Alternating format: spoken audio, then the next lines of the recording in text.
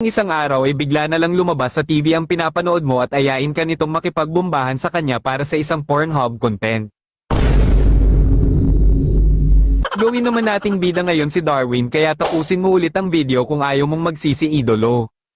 Ang kwento ay nagsisimula sa pakikiusap ng kaibigan ni Darwin sa kanya na kanyang panoorin ng isang videotape na may sumpa. Kusang loob naman itong tinanggap ni Darwin at agad naman niya itong pinanood nang makauwi na ito sa kanilang bahay. Ngunit lumabas sa TV ang isang horror character na babae at sa kanyang pagkagulat ay malapit na siyang maihi sa kanyang pantalon.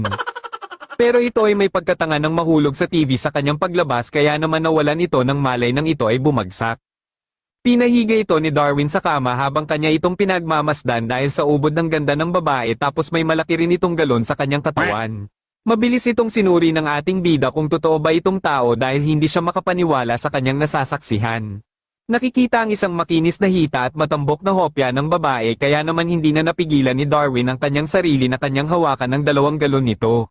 Napansin naman ni Darwin na nagpapanggap lang itong tulog kaya kanya itong sinulit sapagkat makikita naman daw sa reaksyon ng babae na gusto niya ang mahiwagang kamay ng ating bida. Hindi pa nakontento si Darwin sa kanyang panggigising sa babae nang kanyang tignan ang hinaharap nito upang kanyang lalong makita kung may mararating ba ito sa buhay. Hindi na rin nakatiis ang babae at kanyang nakita ang ginagawang pananakit ni Darwin gamit ang mahiwagang kawayan nito sa malaki niyang hinaharap. Tuluyan ang ipinainom ni Darwin sa kanya ang puting gatas kaya naman tuluyan na talaga itong nagising at nagpasalamat ito sa pag-ibigay ni Darwin sa kanya ng kape. Nagpakilala na ang babae at siya daw ay si Sadako, isang horror character. Naroon daw siya upang ayain si Darwin na gumawa sila ng Pornhub video kasama na nito ang kanilang director at ang kanilang cameraman.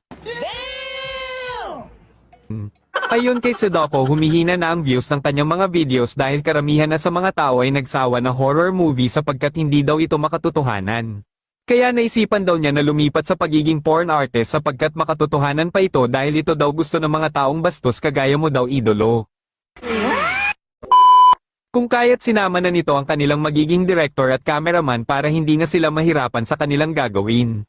Ayaw pumayag ni Darwin dahil wala pa daw siyang karanasan kaya naman nag-anyong bata si Sadako upang gayahin ang bold video na nakasave sa cellphone ng ating bida.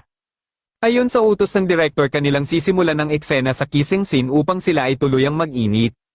Nagdikit na ang kanilang mga labi at hiniling ni Darwin sa kanya na kung maaari ay gawin nitong vape ang kanyang tarugo na naninigas na sa galit. Sinimulan ng mangumpisal ng babae habang naiiyak siya sa mga kasalanan na kanyang mga nagawa. Ayon sa kanilang director ay ipasok na ni Darwin ang kanyang armas sa maliit na kuweba ni Sadako at dapat daw ay kanilang ayusin ang pag-arte upang ito naman daw ay makatotohanan. Ang paggawa nila ng video ay nagpatuloy ng ilang oras hanggang sa matapos nila ang huling eksena at sa huli ay nagpasalamat ang babae kay Darwin sa kanyang pagganap. Kinabukasan sa paaralan ay ipinakita sa kanya ang kanilang video na free to watch na sa Google kaya naman dahil doon ay ipinatawag siya sa council office dahil nais magpasend ng guro ng full video na kanilang ginawa.